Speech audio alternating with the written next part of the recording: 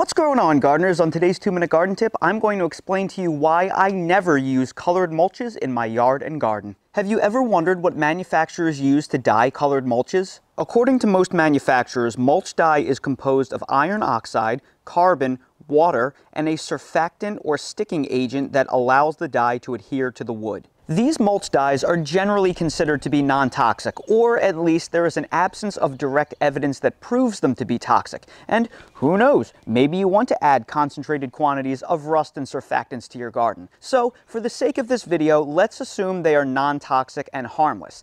That's not the biggest problem with colored mulch. Have you ever wondered why colored wood mulches are a fraction of the cost of natural wood mulches? You would think they would cost more since manufacturers have to go through the additional material and expense of dyeing them. So how can they possibly cost less? Well, natural wood mulches are made from trees. You know, these things above my head right now. Hardwood bark mulch is made out of the bark of hardwood trees. Cedar mulch is made out of cedar trees.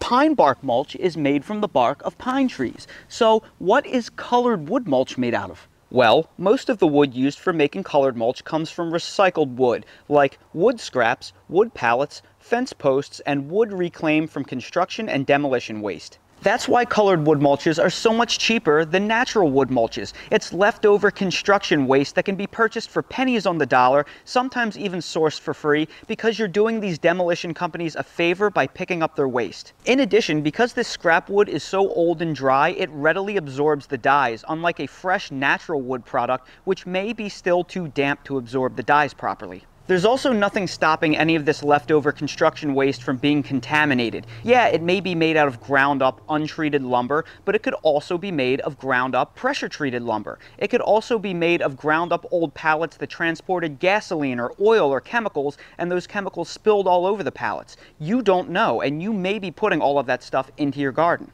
Now look, I build my raised garden beds out of modern micronized copper azole treated, pressure treated lumber because studies have shown that modern copper treatment is completely safe and non-toxic, and because you only use a handful of boards to hold the soil together, the leaching is so insignificant that it doesn't even significantly alter the natural levels of copper found in the soil. But that doesn't mean I'm going to use ground up pressure treated lumber as a mulch for my garden, because now you're adding huge quantities of that directly to the top of the soil. In addition, some of this construction waste that may be used to make colored mulch could be decades old, and it could still be arsenic treated or it could be creosote treated, and you don't want any of that anywhere near your food. And finally, one of the biggest benefits of using a natural wood-based mulch is because they decay quickly and they add organic matter and nutrients back to your soil. When you use a ground-up lumber-based product, they take a very long time to decay, and they actually sit on top of your soil and they rob nitrogen from your soil. So whereas a natural mulch will give nutrients back to the soil,